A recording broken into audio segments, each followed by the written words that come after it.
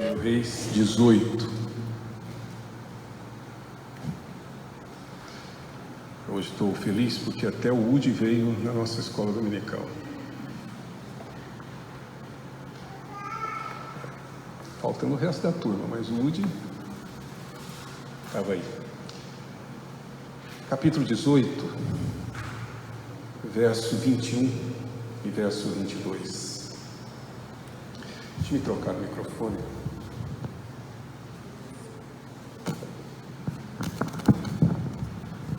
Isso, obrigado, Adila.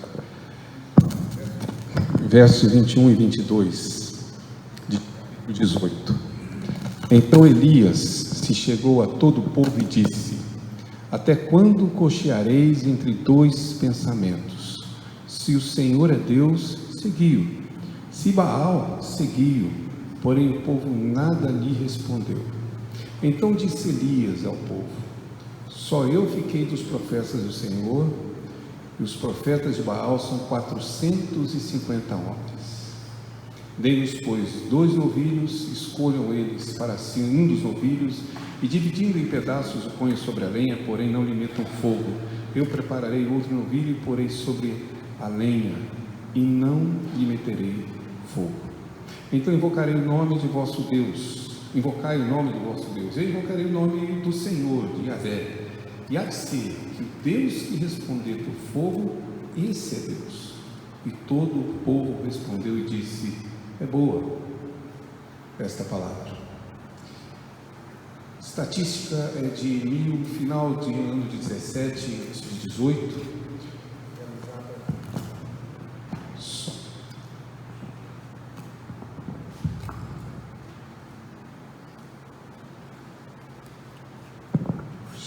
Isso, obrigado, Adil.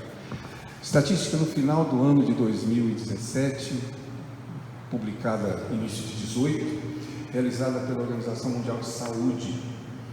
Naquela ocasião, em 1918, eles diziam que este ano, 2020, as doenças de natureza psiquiátricas, particularmente depressão, transtornos compulsivos, transtornos de ansiedades, esquizofrenias e etc., já seriam a maior causa de incapacitação para o trabalho, já em 2020. A estatística tratava naquela época em que no Brasil, o país com o maior número de pessoas enfermas com esse tipo de enfermidade, que na verdade 5,8% da nossa população sofre de algum mal dessa natureza. Nós estamos falando de aproximadamente 11 milhões e meio de pessoas sofrendo de depressão. Além disso, acrescenta-se que provavelmente por volta de 18 milhões sofrem de algum tipo de transtorno de ansiedade. Conversa com um pastor, amigo meu, que tem esse mesmo problema e que trata do problema. Ele dizia que o médico dele disse que hoje, na realidade, segundo as estatísticas talvez mais recentes, 5 em cada 10 desenvolvem algum tipo, ao longo da sua vida, de ansiedade que seja considerada transtorno, não uma ansiedade natural, normal, mas que possa ser considerada um tipo de transtorno.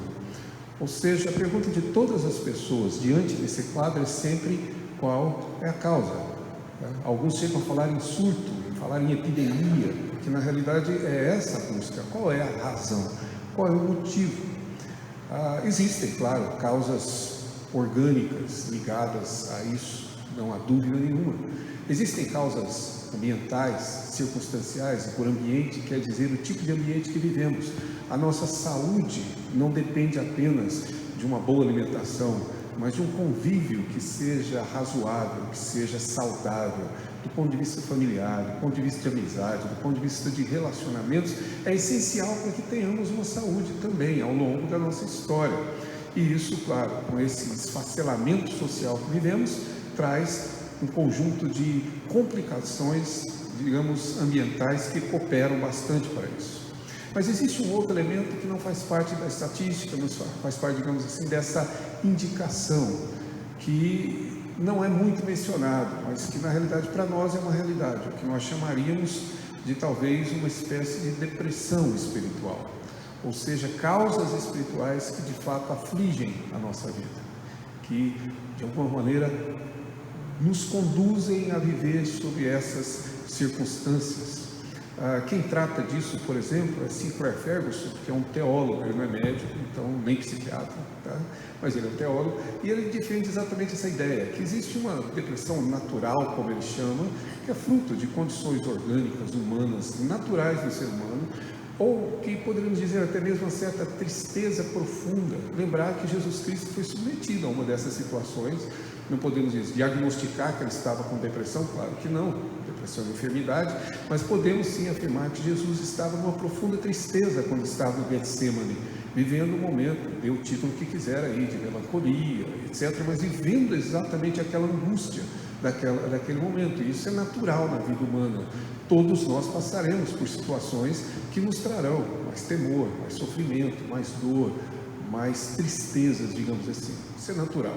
Mas Ferguson acrescenta que também existe um outro caráter, esse não presente, claro, em Jesus, mas em nós, que por causa da nossa natureza que corrompeu-se, nós trazemos conosco, sim, uma implicação de causas humanas, minhas, que contribuem para esse aprofundamento, para essas questões.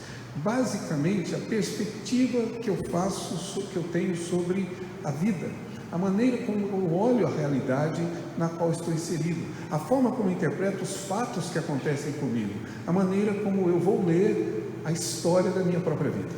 Isso traz, claro, grande influência na maneira como eu lido, ou seja, essa visão que temos da realidade.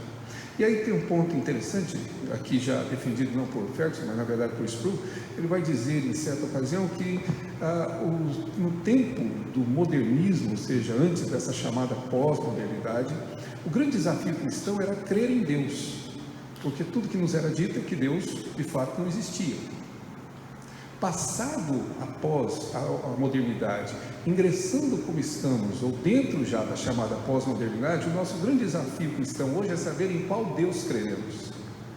Porque existe uma enormidade tão grande de deuses que foge à nossa capacidade de compreensão. E veja bem, nós temos geralmente o comportamento de entender que essas divindades, ou essas, digamos, novas divindades, são na realidade, em algum aspecto, religiosas, ou seja, estão ligadas a algum tipo de culto, a algum tipo de cerimônia religiosa, quando na verdade essas divindades elas podem ser menos religiosas do que imaginamos.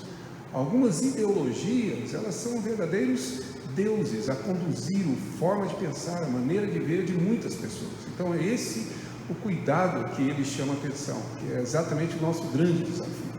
E é por essa via, digamos assim, que eu gostaria de me aproximar do texto de Elias.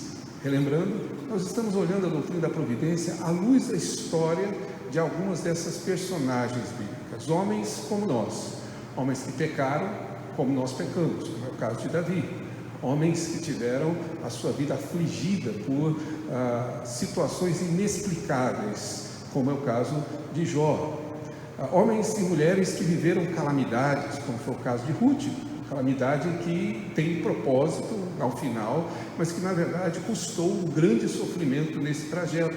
Homens que tiveram a vida construída, elaborada por Deus, conduzida desde a juventude até a sua morte, como foi o caso de Paulo, que nós vimos aqui no domingo passado. E hoje gostaria de olhar para a vida de Elias, mas a partir exatamente dessa via. O que eu quero propor aos irmãos é entender que como Deus, na verdade, lida com Elias, e particularmente essa chamada depressão de Elias. Volto a dizer, não estou dando um diagnóstico clínico, médico, a Bíblia não é um livro de medicina, tá? Então ele, por favor, não vai dar aqui esse diagnóstico. A Bíblia, na verdade, descreve uma situação que nós interpretamos agora, que, de fato, Elias viveu um abalo profundo em sua alma, e isso não é dúvida. Se isso é uma depressão, uma melancolia, uma tristeza, sabe? Se isso chegou a ser transtorno, a gente deixa para os psiquiatras da época, que não tinha muitos, com certeza. Mas, claro que ele sofreu profundamente com isso. E a minha desafio com os irmãos esta manhã é que nós percebamos que essa condição alcançou a vida de Elias exatamente quando Elias perdeu a perspectiva do que nós chamamos de realidade. E é isso que eu gostaria de mostrar aos irmãos, como Deus dá toda evidência de que Ele é um Deus providente, e que, embora Deus tenha dado toda essa evidência na vida de Elias acomete-se de um mal, de uma tristeza profunda, e que a partir daí o Deus providente vem em socorro de Elias para restaurar-lhe de novo essa confiança, que provavelmente pode ser, digamos assim, uma pequena narrativa das nossas histórias, um pequeno retrato do que nós vivemos. Por isso eu gostaria de convidá-los a ver a partir daí. E logo, em primeiro lugar, com a Bíblia aberta aqui, desde o capítulo 17, por favor, mostrar como Deus vem dando, não a Elias, mas a todo o povo, ao rei Acabe, da dinastia de Omri, para mostrar claramente que ele, Deus, é um Deus de toda a providência, ou seja, a providência passa a ser narrada aqui. Os irmãos conhecem toda a história, não preciso narrá-la toda. Elias foi chamado por Deus como profeta no reino do rei Acabe, que se casou com Jezabel, que era de Tiro, e ela trouxe para dentro do reino toda a idolatria. Ao contrário dos reis antigos, e isso começou com Salomão, ela não somente tinha um templo, como a rainha mãe ou a rainha possuía, ela na verdade tentou implantar todos os seus cultos a esse chamado Deus Baal, que não é na verdade uma única divindade, tá? O conjunto é um panteão de divindades, dependendo do povo, você vai ter Baal diferente, digamos assim, tá? E essa tentativa dela fez com que ela buscasse sufocar o culto ao Deus de Israel, ao culto de Yahvé. Como Acabe era um homem fraco, dominado por sua esposa, como Acabe era um homem que descumpria o preceito bíblico da autoridade masculina, e portanto aqui quem manda de fato é a rainha Jezabel, não há dúvida, como isso tudo vem sendo narrado na Escritura, o povo de Deus passou a padecer de de um sufocamento da fé verdadeira e o aflorar desses cultos, cujos sacerdotes, que lemos aqui 450, eram mantidos pela própria Jezabel e pelo próprio reino. Nessas circunstâncias, sob tal situação, Deus chama o seu profeta, e o profeta é Elias. E Elias sai então para de fato enfrentar Acabe, Jezabel e todo o culto pagão e todo o culto de Baal em nome de Deus. É essa a história que é narrada. Os irmãos conhecem, ele faz esse desafio, eles no Monte Carmel montam 2 altares e a palavra de Elias é essa: então se vocês querem seguir Baal, vamos fazer um teste e saber afinal de contas quem que é Deus de verdade aqui. Vocês vão fazer o sacrifício de vocês, mas não vou pôr fogo no sacrifício, porque quem vai pôr fogo no sacrifício é o Deus. Se o seu Deus é verdadeiro, ele vai queimar o seu sacrifício. Se for o meu sacrifício vai ser queimado. E é essa a narrativa que o texto vai nos trazendo, como Elias venceu todos esses sacerdotes. Mas ao longo disso, como eu disse, Deus vem dando evidências de que Ele é o Deus verdadeiro, se não para todos os povos, particularmente para Elias. Por favor, o Deus providente está presente no capítulo 17, no verso de número 1. Então Elias, o tesbita dos moradores de Gileade, disse a Acabe: tão certo como vive o Senhor, e aqui, toda vez que você ler Senhor, lembre-se, está se referindo ao Deus Yahvé. É a palavra Yahvé traduzido para Senhor, é o Deus de Israel. Que a palavra Senhor pode ser um sentido muito genérico para nós. Baal é Senhor dos seus súditos, né? E aí fica meio genérico, mas na verdade a nossa tradução que traz Senhor é uma referência a Deus Yahvé, ao Deus exatamente do povo de Israel. Ele diz: tão certo como vive o Deus, o Senhor, Deus de Israel, perante cuja face eu estou, nem orvalho, nem chuva haverá nestes anos, segundo a minha palavra. A minha palavra, diz o profeta, não sou eu, mas o Deus diante da face de quem eu estou. Ou seja, houve um estio e não houve chuva. E essa verdade aconteceu tanto que Elias teve que ser sustentado e não houve chuva, tanto que Elias foi procurado por Acabe para ser morto. Ou seja, há aqui claramente uma demonstração de providência. Elias foi lá e disse: olha, não vai chover, porque Deus disse que não vai chover, e não choveu. Demonstração clara de que a chuva estava sob o domínio de Deus. Até um ponto particular: o Deus Baal, entre outras coisas, ele é também conhecido como Deus da chuva. Lembre-se, eram povos da agricultura, e eles adoravam deuses que podiam dar fertilidade à terra, e por isso eles adoravam esses deuses e davam a eles esses caráteres, esse poder. Então Baal era o Deus da chuva, e Deus está mostrando naquilo que é o poder de Baal quem manda, para falar numa língua bem brasileira. Ou seja, não é Baal que é Senhor da chuva, o Senhor da chuva é Yahvé. E para provar isso, Deus suspende a chuva, Deus segura e na verdade não permite que chova. Isso nós já estamos vendo uma ação de providência.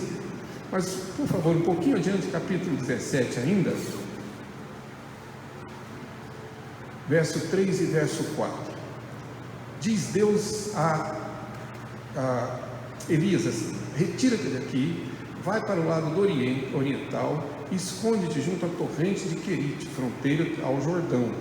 Beberás da torrente, e ordenei aos corvos que ali mesmo te sustentem. Eu sei que existe a providência natural de Deus. A gente sai para trabalhar amanhã, segunda-feira, volta na sexta, sábado, trabalhamos o dia todo, e Deus nos dá o sustento. Se você é como eu, cada vez que você pega um alimento, você se lembra que alguém te deu esse alimento por meio do trabalho, mas foi ele quem concedeu. E isso a gente chama de uma providência completamente natural. Mas aqui nós estamos falando de um sinal muito maior do que esse. É o fato dele ter se ocultado numa região, se escondido numa região onde havia água, e ali na realidade a água não falta, e como não falta água, também não falta alimento, mas quem serve ali são corvos. Tá? Aquele animal bonito, né? Tá? Todo mundo gosta de ver. Os corvos é que traziam comida para Elias. Percebam, Elias passou esse tempo todo, 3 anos, sem ter que fazer almoço, né? Ou seja, ele simplesmente chamava e aí Uber Eats, certo? Fazia a entrega, ou iFood, sei lá eu, mas a entrega lhe era feita exatamente por esses corvos, uma forma sobrenatural de Deus sustentá-lo e demonstrar cabalmente que ele é o Deus providente. Não faltou alimento. Não bastasse isso, se você for um pouquinho mais adiante, capítulo 17 ainda, veja o verso 9. Dispõe-te, diz a palavra do Senhor de novo a ele, e vai a Sarepta, que pertence a Sidom, e demora-te ali, diz ele, onde ordenei a uma mulher viúva que te dê comida. Eu já ordenei, mas ela vai te sustentar. A história os irmãos conhecem. Ela não tinha azeite para fazer pães, e aí a botija não cessava o azeite, né? É o tipo de botija que toda dona de casa quer ter em casa, né? Até para não ter o trabalho de comprar no supermercado. A ideia é que ela basicamente recebeu uma ordem de Deus, sem ter sustento. Não era simplesmente uma mulher que tinha um estoque, Deus falou, deu a ordem, e Elias chegou lá e ela então foi toda bondosa. Não, entre por favor, eu vejo que você é o profeta, vou servi-lo. Não é isso, é o fato de que ela não possuía sustento nem mesmo para ela e para o filho dela. Quando Elias se aproxima, ela ia fazer a última refeição com o seu filho e depois esperar a morte. É isso que na verdade a narrativa nos mostra. E Deus soberanamente, miraculosamente, sobrenaturalmente faz com que essa abundância exista para o sustento dele, da mulher e também da sua criança. Ou seja, eu ordenei. Foi Deus quem determinou. Não sei se os irmãos estão associando aqui. Não é um evento único, separado. Nós estamos vendo uma sucessão de eventos. Não vai chover, não chove. Agora você vai lá para perto do Jordão, fica ali escondido, bebendo água lá, e o corvo vai te levar comida. Os corvos levaram. Agora você sai daqui e vai lá para Sarepta, e lá tem uma viúva que não tem nada, mas o nada dela vai ser a sustentar você e ela, a família dela e você. Pois vá para lá. Nessa sequência, nós chegamos no verso 20 e no verso 22 até do capítulo 17. Então clamou ao Senhor, disse Elias, e disse: ó Senhor meu Deus, também até a esta viúva com quem me hospedo afligiste, matando-lhe o filho. Percebam, segundo Elias, quem matou o filho da viúva de Sarepta? Deus. Elias não tem dúvida, até sobre ela. E aqui nós não estamos tendo senão uma prova dessa providência também. O Senhor lhe tira a vida. Na sequência, é claro, ele ora, verso 21, estendendo-se 3 vezes sobre o menino, clamou ao Senhor e disse: ó Senhor meu Deus, rogo-te que faças a alma desse menino tornar a entrar nele. O Senhor atendeu a voz de Elias, e a alma do menino tornou a entrar nela, e ele então reviveu. Deus providencia a morte, como Deus providencia a vida, quer seja pelo nascimento, quer seja pela ressurreição, mas Ele é o Deus providente. Então, uma sequência de fatos na vida deste homem, demonstrando claramente que Deus, de toda providência, está ao seu lado e conduzindo. Eu sei, você deve se perguntar por que Deus levou a vida da criança e ressuscitou.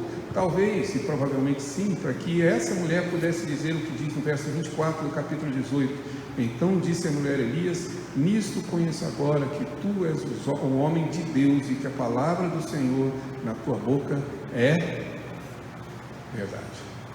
Ponto importante isso, tá? Se eu estivesse aqui com a caneta, eu já marcaria essa palavra verdade aqui, porque ela é fundamental.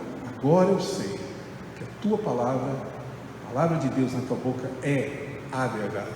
Não é uma verdade, não é uma palavra verdadeira, é a verdade. É essa afirmação declaratória nessa sucessão de fatos. Não bastasse isso, nós temos o capítulo 18 nos narrando ao longo de todo ele como Deus providenciou de fato o sacrifício de Elias fosse, portanto, consumido. Verso 36, no devido tempo, capítulo 18, para se apresentar a oferta de manjares, aproximou-se o profeta Elias e disse: ó Senhor, Deus de Abraão, de Isaque e de Israel, ou seja, o Deus da aliança, fique hoje sabido que tu és Deus em Israel, e que eu sou teu servo, que segundo a tua palavra fiz todas essas coisas. Responde-me, Senhor, responde-me, para que este povo saiba que tu és Senhor, és Deus, que tu, Senhor, és Deus, e que a ti fizeste retroceder o coração deles. E então caiu fogo do céu e consumiu o holocausto. Ou seja, os sinais evidentes foram dados. Há uma sucessão contínua de Deus mostrando o seu poder de maneira sobrenatural, mas Deus mostrando sua providência, seu plano sendo cumprido na vida de Elias, certo? Além de tudo isso, além de vencer todos esses 450 profetas de Baal, o texto nos leva para mais um ponto ainda no capítulo 19, por favor, verso 18, quando Elias está no profundo da sua tristeza, dizendo que só ele havia sobrado de todos aqueles profetas e de todos os que temem o Senhor, a resposta de Deus vem no verso 18 do capítulo 19. Também conservei em Israel 7.000, todos os joelhos que não dobraram a Baal e toda a boca que não beijou. Veja bem, também eu conservei. Primeira pessoa do singular, tá? Para não ter dúvida. Quem conservou 7.000 foi o Senhor. Não foram 7.000 pessoas que se conservaram, e não foram 7.000 pessoas que foram conservadas pela palavra do profeta. 7.000 pessoas que eu, diz o Senhor, conservei. Fui eu quem sustentei. Eu não somente tenho em minhas mãos o mundo natural, chuva, corvos, eu não somente sustento de alimentos, mas Deus também tem sob seu domínio não só o poder do fogo, que é outro símbolo do próprio Baal, mas Ele é também o Senhor que traz consigo a vida e a fé de todos nós. Ele sustentou, eu conservei. E para completar ainda, diz Deus no verso 16, que lemos quando Deus dá ordem para Elias, no retorno dele a Jeú, filho de Nissi, diz ele: ungirás rei sobre Israel. E também Eliseu, filho de Safate, de Abel-Meolá, ungirás profeta em teu lugar. Qual que era a reclamação de Elias? Mataram todos os profetas e só sobrou um, que sou eu.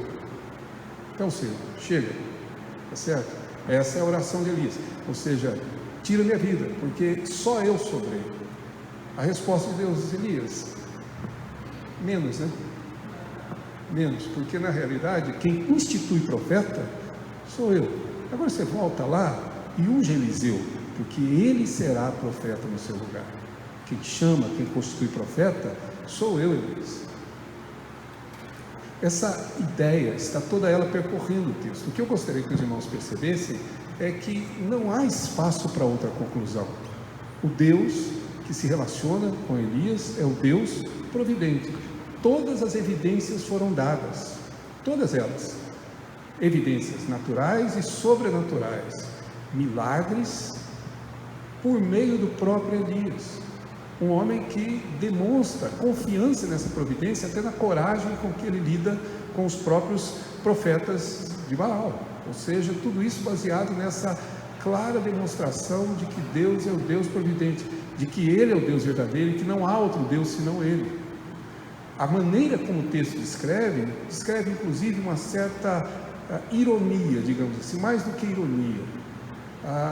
Quando Elias enfrenta os sacerdotes de Baal, existe da parte de Elias, digamos, para usar uma linguagem hoje, né, tem que atualizar afinal de contas, se me permite dizer, mas para atualizar, Elias está zoando com os profetas.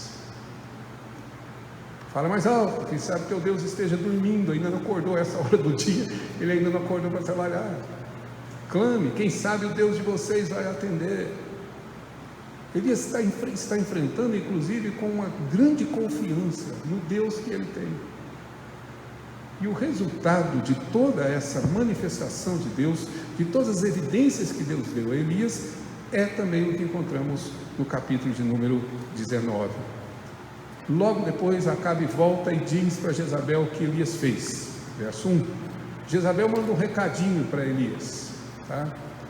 Não sei se foi por WhatsApp, mas ele mandou um recadinho para Elias, dizendo: amanhã façam os deuses comigo o que na verdade fez com os profetas, se eu não der a você, ou se eu não fizer com você a mesma coisa que você fez com os meus profetas. Sinceramente, meus irmãos, qual é a resposta que vocês imaginam Elias daria se você não conhecesse a história? Enfrentou 450 profetas, zombou dele, destruiu todos, passou o fio da espada. E agora vem a Jezabel dizer: Elias, eu vou destruir você do jeito que você destruiu os meus profetas. Qual foi a resposta? Qual a resposta vocês imaginam Elias deveria dar? Se nós não conhecêssemos a história, provavelmente ele diz: escuta, você está querendo que eu chame ele de novo? Se quiser, eu vou orar e ele vem. Você quer que eu ore outra vez? Parece que Elias deveria ter dado uma resposta clara. A coragem do capítulo 18 deveria estar presente no capítulo 19. Ele deveria enfrentar e dizer: opa, quem você pensa que é? Você nem rainha de fato é do povo de Deus. Mas ao invés disso, a narrativa nos conduz a outro comportamento. Ou seja, diz o verso que ele, então, no verso 2, verso 3, temendo, pois, Elias, fugiu. E aqui que entra exatamente essa nossa perspectiva do que nós chamamos de realidade. O nosso problema é que para nós a verdade e a realidade não é exatamente o que Deus diz, mas é aquilo que nós conseguimos perceber, aquilo que está dentro da nossa percepção, aquilo que está dentro da nossa compreensão. Nós submetemos a verdade a nós, que é o grande mal da nossa geração. É o grande mal do nosso tempo. Eu não estou falando de jovens, estudantes, estou falando de todos nós. Nós temos esse mal de achar que o verdadeiro, a verdade, é aquilo que eu consigo perceber, é aquilo que eu consigo entender, é aquilo que está dentro da minha própria perspectiva, é aquilo que eu consigo de fato absorver pessoalmente. Eu não entendi ainda que a verdade está acima de mim. Há algum tempo atrás tive um pequeno debate com alguns jovens, né? Não foi aqui da igreja. O debate acontecia lá em casa, muito bom, aliás, por sinal. E no meio do debate, uma das pessoas que contendiam comigo me disse exatamente isso, ou seja, mas eu não posso impor aos outros a minha verdade. Contra esse argumento simplesmente foi dito, mas quem foi que te disse que você possui uma verdade? De onde você tirou a ideia de que cada um de nós tem uma verdade? A verdade está acima de mim, ela está além de mim, ela é maior do que eu.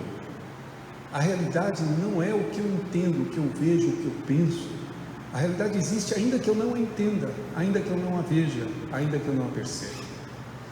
Verdade e realidade estão acima. Esse é o ponto fundamental que, na minha opinião, foge aos olhos de Elias. Dentro da doutrina da providência tem um pequeno capítulo importantíssimo, do qual já falamos, eu preciso repetir aqui, que a linguagem técnica chama de concursos humanos, tá certo? Ou, se preferirem, uma linguagem mais presente, se fala em concorrência, ou seja, nós concorremos com Deus. Concorrência não é que nós, na verdade, disputamos com Ele para ver quem chega primeiro. A ideia é que corremos com, que é literalmente o que a palavra concorrência significa, é correr ao lado dele, ou correr com, tá certo? Então a ideia da concorrência ou do concursos humanos é que Deus age soberanamente e nós agimos paralelamente, que nós somos esse instrumento da ação de Deus, ou seja, que na realidade as coisas acontecem sim, porque eu faço, mas eu não sou a causa, eu sou o meio pelo qual as coisas acontecem, e Deus é a causa última e origem última de tudo aquilo que acontece. É isso que essa doutrina ensina. A perda dela tem nos levado a dois comportamentos contemporâneos. Se estiver errado, me corrijam. O primeiro deles, há um certo misticismo, e por misticismo eu quero dizer, é a nossa ideia de que eu faço.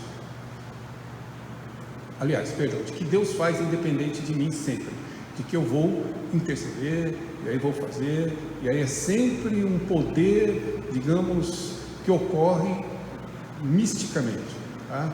Então, as coisas vão acontecendo sem que eu tenha uma participação. Isso nos leva a uma certa omissão, nos leva, na verdade, a uma certa, desculpa a expressão, mas uma certa inatividade, omissão ou preguiça mesmo, tá? A pessoa pensa o seguinte: não, Deus vai me dar prosperidade, mas ela acha que vai prosperar sem trabalho. Isso é misticismo, tá? Que de alguma forma, magicamente, vai chover dinheiro, tá certo? E a gente vai segurar o guarda-chuva do lado ao contrário. Por quê? Porque na verdade vai acontecer sem trabalho, sem esforço. Eu vou passar no vestibular, mas não estudo. Eu vou passar de ano, mas não me dedico. A igreja vai crescer, mas não me esforço, não trabalho para que a igreja cresça. Percebe? Essa ideia, ela é, em última instância, mística. E ela ignora exatamente os concursos humanos, a minha participação em tudo isso. Por outro lado, quando eu não entendo essa doutrina, eu posso não me tornar místico, mas aí eu me torno cético. Aí eu não acredito em nada espiritual, tudo na linha horizontal, tudo somos nós que fazemos. Nós estamos quase nos tornando, não sei se vocês conhecem, mas na realidade meio que considerando Deus como uma espécie de autor da criação, mas que se exclui dela, certo? E o mundo funciona sem a participação dele. Um dia ele vai voltar, mas até que ele volte, as coisas aqui funcionam do jeito que a gente fizer e puder.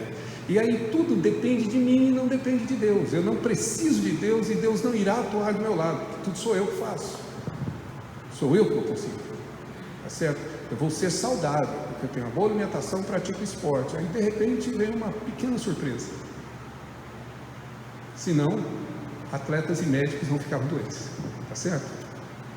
Mas aí vem a surpresa, porque na realidade é por meio de mim, mas não depende absolutamente de mim. E essa condição cética, se eu estiver enganado, mais uma vez peço que me corrijam, mas é exatamente para mim um retrato dos nossos dias. A ponto de nós, pós-modernos como somos, em algumas questões sermos místicos e em outras sermos céticos ao mesmo tempo. temos a credulidade, digamos assim, sem qualquer conhecimento, sem qualquer zelo, e temos, por outro lado, essa incredulidade de achar que, na verdade, somos nós, por nosso meio, eu sou capaz, eu vou fazer, eu vou conseguir conduzir as coisas da maneira como eu entendo, eu sei que eu consigo e que posso. Essas condições levam-nos claramente à condição que Elias vivia. Quando Elias perdeu a perspectiva de que ele era um instrumento de Deus e de que um Deus providente que tinha dado todas essas evidências para ele, estava do lado dele, o que acontece com Elias? A perda da perspectiva leva ao temor, sentimento claro de quem enfrenta esse tipo de problema. Temor de Jezabel, capítulo 19, verso 3. E então ele foge para Berseba. Não temos um mapa aqui, mas Berseba é o limite sul do reino que Deus prometeu em sua aliança. Elias foi para a periferia da periferia, né? Ontem nós fomos a uma festa de aniversário, mais ou menos lá em Berseba. Sério. Eu já tinha andado quase uma hora, ele me perguntou, está chegando? Era exatamente lá, Guaianazes.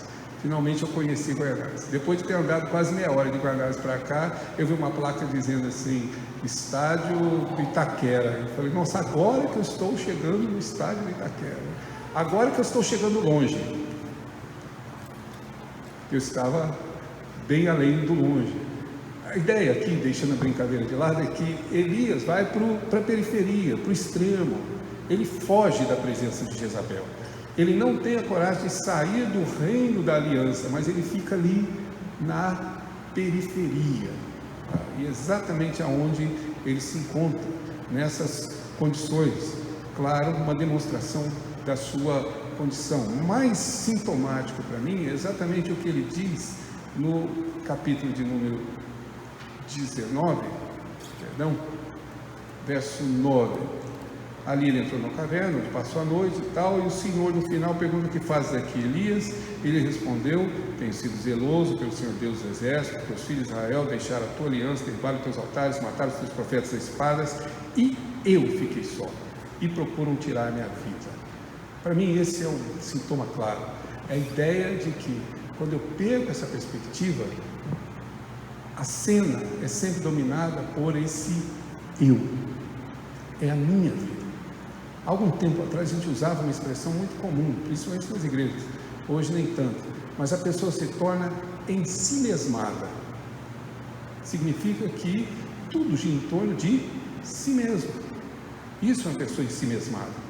Tudo sou eu, tudo circula à minha volta.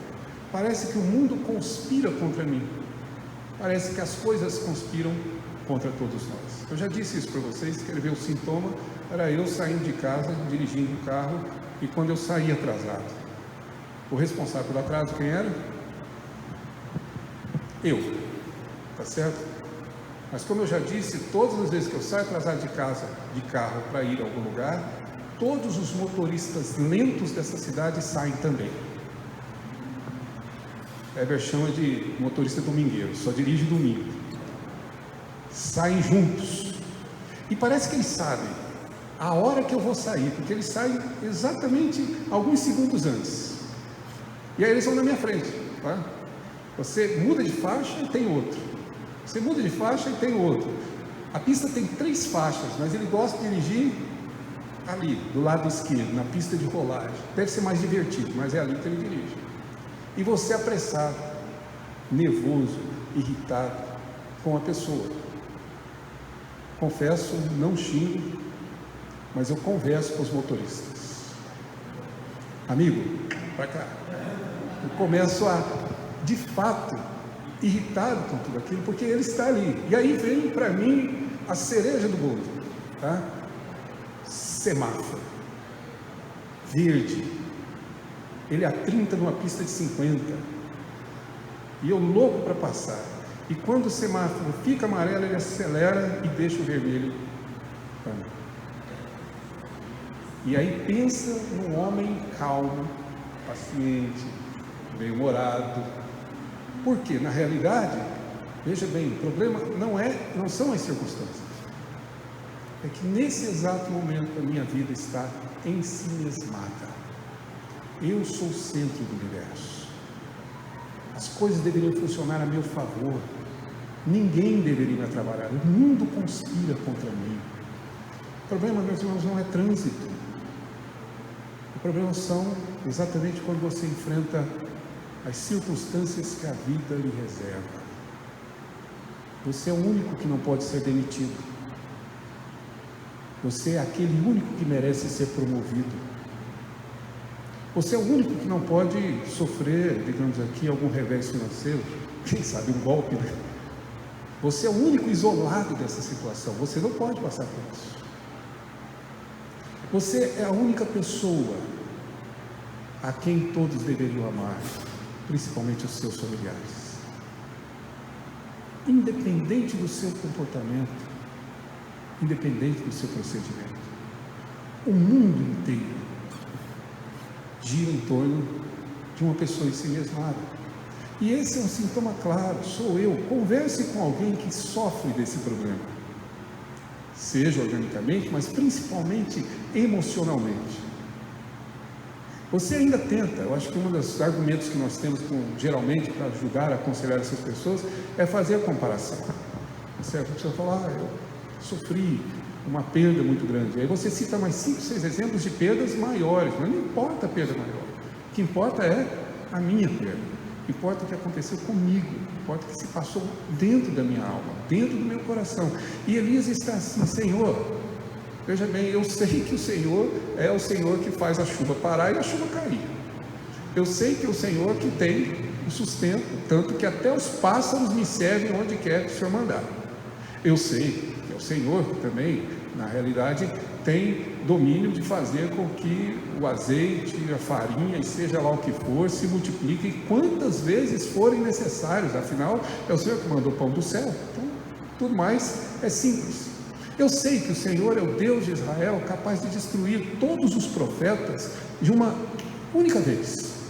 Eu sei que é o Senhor que estava lá e respondeu a minha oração e destruiu e queimou aquele altar com fogo que veio de cima para baixo, sem que eu tivesse riscado nada, e o meu altar completamente regado e molhado com água, mas o Senhor queimou tudo. Isso eu sei. Mas embora eu saiba de tudo isso, eu ainda estou só. Não tem profeta, não tem mais crente nesse país, nessa nação. Por isso, tira a minha vida. Percebe? O sintoma é claro. Inclusive porque Elias diz a Deus o que Deus deve fazer. Tira a minha vida. Essa é a oração dele. Ou seja, estamos diante de um homem padecendo claramente de uma crise. Eu diria mais do que isso, ele está vivendo exatamente essa situação de vida, por conta de uma profunda tristeza, depressão, seja lá qual for a palavra que você use, mas é exatamente assim que Elias está. Qual é a resposta que Deus traz? Eu creio que isso é fundamental. Deus, mais uma vez, é providente na vida de Elias, de maneira, digamos assim, em detalhes, se você puder observar. Então, por favor, capítulo de número 19, diz o texto que Elias foge então para Berseba, e lá, no verso 5, deitou-se e dormiu debaixo de um zimbro, uma árvore, e eis que um anjo tocou e lhe disse: levanta-te e come. A nossa leitura, às vezes, é bem, digamos assim, é bem superficial as coisas, né? Para nós, o anjo foi lá e acordou Elias. Deve estar escrito assim, né? O anjo acordou Elias e mandou Elias comer. Mas já completamente demonstrado que uma das maiores necessidades que temos é a necessidade do toque. O anjo tocou fisicamente e disse: come. Deus conhece a necessidade de Elias. No íntimo, melhor do que Elias, levanta e come, porque você tem uma longa jornada. Come. Não é apenas alimentação, não é apenas Deus, digamos assim, acordando Elias desse torpor para ele poder de alguma forma encontrar-se com Deus. É mais do que isso, é Deus conhecendo a necessidade do seu profeta, necessidade humana, e de fato o alcançando.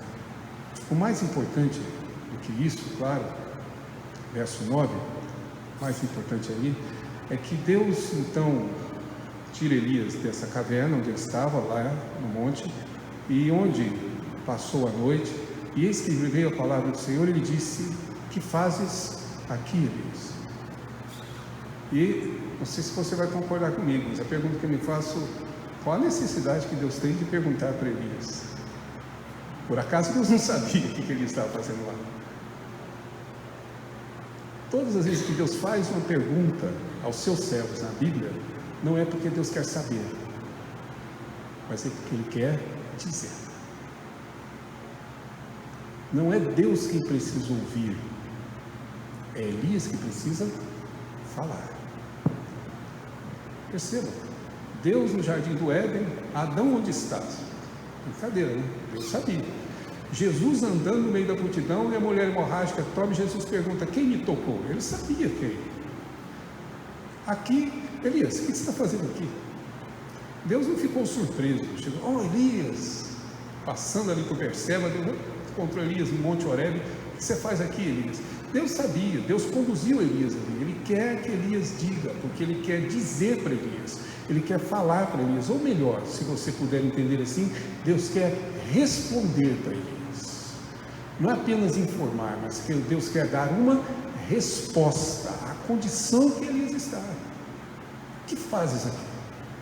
Dando a Elias exatamente essa oportunidade, por 2 vezes, para que ele possa se manifestar. Portanto, a necessidade aqui é de Elias e não de Deus. Aliás, se me permitem parênteses, a oração é uma necessidade humana, tá? Não é, na verdade, um mecanismo divino.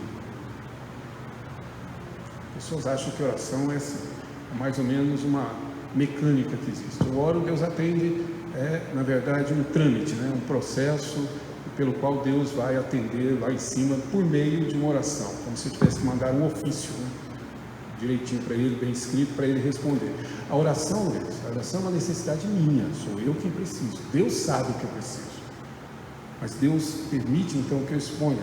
E o mais importante do que isso, se você puder observar, verso 7, voltou segunda vez, e aqui é o anjo, não um anjo, não é Miguel, não é Gabriel, ou quantos outros anjos vocês puderem conhecer por nome, serafins. O anjo é uma expressão veterotestamentária para falar de uma teofania, ou seja, de uma manifestação do próprio Deus.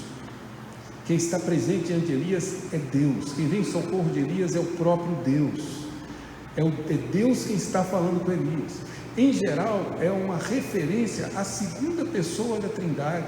Então nós estamos vendo aqui um evangelho antes do evangelho. O Cristo, que ainda não está encarnado, a segunda pessoa da Trindade, se manifestando e sendo conhecido aqui como o anjo, essa manifestação física dele. E é esse anjo que vai tratar com ele.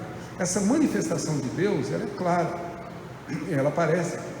Então Deus o coloca numa fenda, numa caverna, e põe neste monte, verso 11, perante o Senhor, e eis que passava o Senhor, e um grande e forte vento, diz o verso 11, fendia os montes, despedaçava as penhas diante do Senhor, porém o Senhor não estava no vento.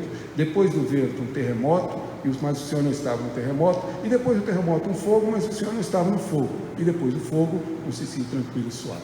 Eu sempre me perguntei o porquê dessas manifestações dessa natureza. Porque, na verdade, Deus não está no vento forte, na tempestade, tá? No furacão, digamos assim, que fendia as penhas. Por que Deus não está no terremoto? Por que Deus não está no fogo? E por que Deus se manifesta no vento suave? Já se parar para perguntar por quê? Era uma coisa que me indagava muito, o tempo todo. Deixa eu abrir aqui antes que ele ria de mim mais.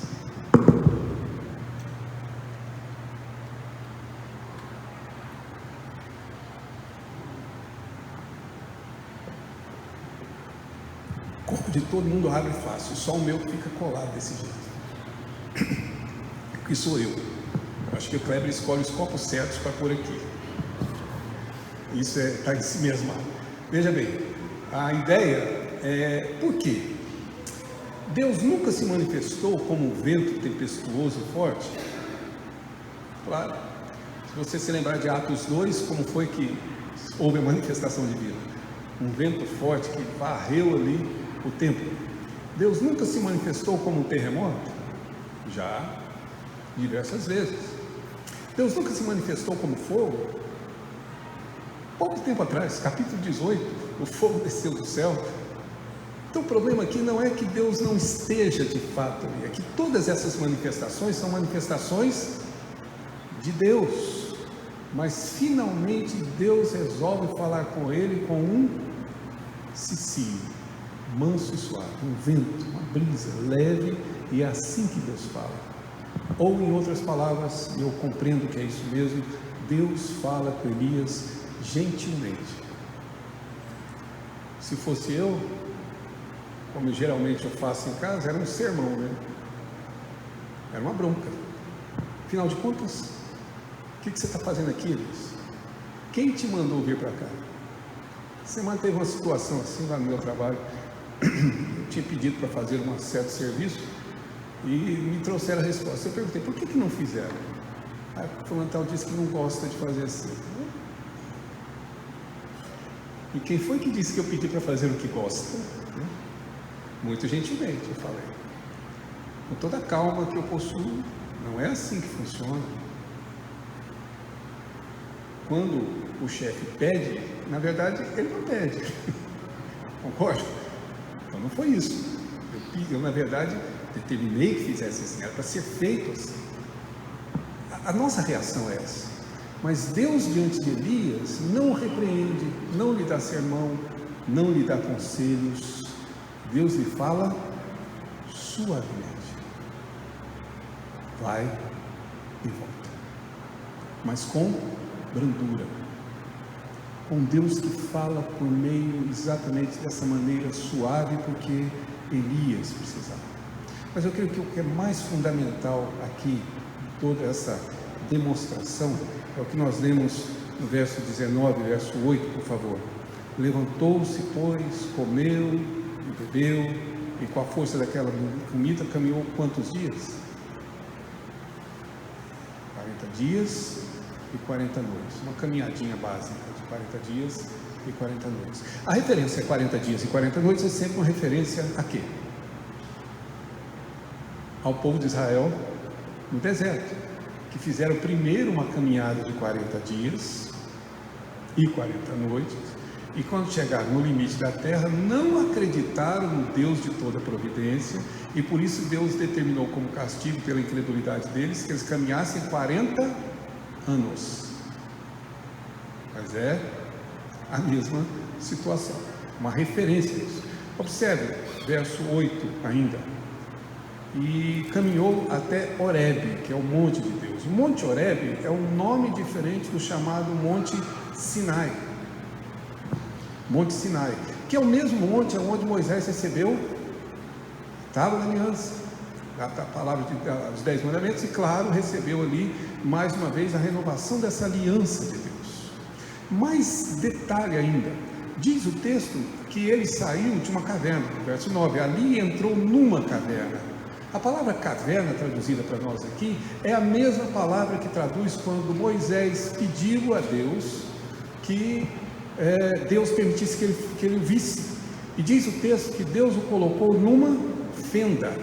A ideia é essa, colocou numa fenda, diz o texto que tapou com a mão e permitiu que Moisés o visse quando ele passasse. Aqui está de novo Elias, no meio de uma fenda como Moisés, no Monte Sinai como Moisés, 40 dias depois como Moisés, para se encontrar com o Senhor. Ou seja, o que Deus está revelando aqui? Deus está revelando claramente a sua fidelidade à aliança. Deus é fiel. Talvez isso que nos escape em termos de perspectiva. Deus é fiel. Deus não mente. Deus não falha. Deus é fiel. Paulo, ao pensar sobre isso, diz que ainda que se eu negar, Ele me negará. Se eu confessar, Ele me confessará. Mas se eu for infiel, Deus permanece fiel, porque Ele não pode negar a si mesmo. É exatamente a maneira como Deus responde puro coração de Elias. Em outras palavras, está dizendo: Elias, eu sou Deus da aliança, eu sou fiel à minha aliança. Nada absolutamente está fora do controle, nada está fora do domínio, nada está acontecendo como se de alguma forma esses fatos estivessem fora da minha capacidade. Em outras palavras, creia em mim. Que relevância, meus irmãos, todo esse texto tem para nós? Qual a relevância de tudo isso? Primeiro, como eu disse, vivemos em meio de uma geração, primeiro, cética ou mística, mas com certeza sempre em si mesmada. Eu e você somos assim. Eu estou te condenando, eu estou confessando essa mania que eu mesmo possuo, de achar que o universo gravita à minha volta, de achar que todas as coisas, sabe, por que Deus abençoa uns e não outros, por que comigo, por que essas coisas acontecem repetidamente comigo, por que essa fatalidade vem agora, ou por que na verdade eu não pude passar por isso sem nenhuma, digamos, sobressalto. Essa angústia que inferna a minha alma, eu não percebo, mas eu estou me tornando enfermo. Por incrível que pareça, conversando com uma psicóloga da Igreja Batista, que era doutora em psicologia e que tratava de pessoas sem de repouso, etc., ela me disse: pastor, o senhor vai ficar abismado com a quantidade de evangélicos internados em casa de repouso. O número está crescendo assustadoramente. E ela me perguntou: que resposta o senhor tem para me dar? E ela mesma respondeu: a teologia deles. A teologia deles está deixando essas pessoas enfermas. A doutrina que se crê deixa essas pessoas enfermas. Coloque-se no lugar delas. Elas aprendem que se elas derem a Deus, vão receber de volta, só que o de volta não chega. E então vai reclamar, questionar. Claro, vai lá, discute, faz um registro no PROCON, e quando ele faz a queixa, porque ele investiu e não teve retorno, a resposta é: falta fé em você, ou tem algum pecado oculto não confessado, ou alguma maldição hereditária, ou alguma coisa na sua vida, alguma marca na sua testa, e você é com certeza a causa de tudo isso. Essas pessoas ficam enfermas, espiritualmente enfermas. Os relacionamentos vão sendo destruídos gradativamente. Por quê? Porque a nossa perspectiva de realidade, o que você pensa sobre a vida, vai determinar a relação que você mantém com as pessoas. A perspectiva que você faz do futuro é exatamente o que vai determinar a maneira como você vai se conduzir, caminhar, principalmente viver. Ou seja, nós precisamos de fato dessa doutrina. Precisamos ter em foco a providência de Deus e os concursos humanos. Vou trabalhar, vou me esforçar, amanhã é segunda, né? Acordar cedo, não tem jeito, tem que estar no trabalho no horário. Outros não, o Claudete está de férias, está rindo de mim por isso. E então essas pessoas vão, na realidade, vamos ter que nos esforçar. Eu quero ter um bom relacionamento, um bom namoro, um bom casamento, se esforce, porque isso não vem do céu, isso não cai assim, Deus que nos dá, mas nos dá por meio de um esforço, de uma dedicação. Eu quero ter filhos saudáveis, que cresçam, se esforce, Se esforce, tá certo? Eu briguei muito tempo com alguns pais. Eles falam: pastor, meu filho é adolescente, mas sabe que ele não quer vir na igreja. Eu falei: pois é, mas quando tinha nossas classes infantis, você trazia seu filho à igreja? Não trazia, né? Você queria que ele viesse como? De ônibus, 3 anos de idade? Você foi gastar seu tempo, entendeu? Você não se esforçou, você não se dedicou, você não se sacrificou o que precisava ter sacrificado, para que ele tenha fé, para que ele conheça Deus desde a sua infância. Você quer ter filhos crentes? Deus pode conceder a fé e mantê-los na fé, mas você precisa se esforçar. E veja bem, o seu esforço não é certeza de que isso acontecerá, mas é o meio pelo qual Deus operará. Desgaste-se, gaste o que você precisa para fazer. O problema é esse, o problema é que nós, na verdade, nos tornamos céticos ou nos tornamos místicos e nos tornamos em si mesmados. O mundo sou eu, a verdade existe em minha função, o que eu sei da vida é tudo o que a vida é, o que eu entendo da existência humana é tudo que é, na realidade, essa existência significa. À medida que isso acontece, não há outra questão, outra dúvida, nós vamos de fato ficar enfermos. Ou seja, como Deus trata. Primeiro, Ele já nos deu todas as evidências, todas. Eu lembro de uma professora minha de Samuel, que é mestre em biologia, mas eu me lembro de uma professora de fazer o curso de economia, e ela resolveu falar sobre os problemas de nascimento de crianças, quando as crianças nascem com algum problema, etc. E os cromossomos não se encaixam perfeitamente. Toda a teoria por conta de um detalhe. A Gabi está rindo, que ela também é mestre em biologia, né? E então, quando isso não acontece, é quando nasce uma criança com síndrome de Down, ou com algum tipo de problema. Depois de ter feito isso, essa mulher que iniciou a aula falando que não acreditava em Deus, terminou dizendo: o nascimento de uma criança normal é um milagre. Eu não sei quem faz, já que ela não acredita em Deus, mas é um milagre. Deus tem provado sua providência todos os dias na sua vida. As evidências transbordam, naturalmente e sobrenaturalmente.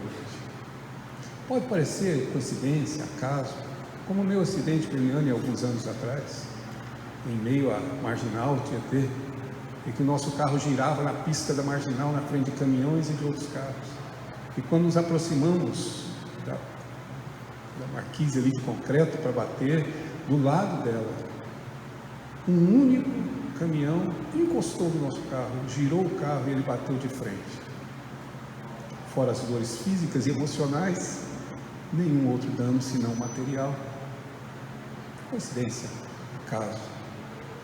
Acho que tinha um anjo do Senhor que deu um cutucão e o carro girou, porque existe um Deus providente, dando provas todos os dias, todas as horas, todos os momentos, todas as ocasiões. Cada vez que você leva uma garfo à sua boca, você está provando da providência de Deus. Tem todas as evidências.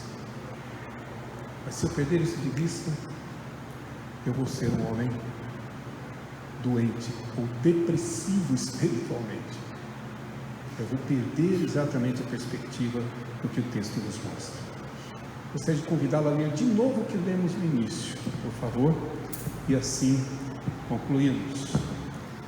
Capítulo de número 18, nós começamos lendo exatamente o verso 20 e o verso 21. Leremos só o verso 21, por favor, o capítulo 18. Ele diz: então, leia comigo junto, verso 21. Então Elias se chegou a todo o povo e disse: até quando cocheareis entre dois pensamentos? Se o Senhor é Deus, segui-o; se é Baal, segui-o. Porém, o povo nada lhe respondeu. Responda agora. A exortação de Deus é: deixe de cochear entre dois pensamentos. Se Deus é Deus, ponto. Viva e siga o Senhor. Sem meios termos, sem negociar, sem crer parcialmente. Seja crente de verdade, assuma até as últimas consequências da sua fé. Agora, se você diz que Deus não é Deus, se esses outros deuses, se esses outros Baalins, se todas essas divindades são o seu Deus, siga. Vá até as últimas consequências. Sofra as consequências do que você crê. E você vai descobrir que só há um Deus nesse universo, que pacientemente tem sustentado você, embora na maioria das ocasiões você tema, fuja e desista da vida que Ele te propôs. Eu espero que Deus fortaleça o seu coração e o meu coração. Eu espero que Deus alimente sua fé e que Ele faça isso providencialmente a partir do que vimos aqui. Queria concluir, o Grupo Atitude vai nos conduzir de novo naquele cântico que cantamos, que diz: quão grande é o meu Deus. E pode ser a versão abreviada, não tem problema. E o desejo é que você cante confessando novamente essa verdade. Você confesse diante de Deus que você crê nisso mesmo, que Ele é de fato grande como Ele diz ser, que nós podemos caminhar com segurança e sem temor. Vamos louvar ao Senhor com esse cântico.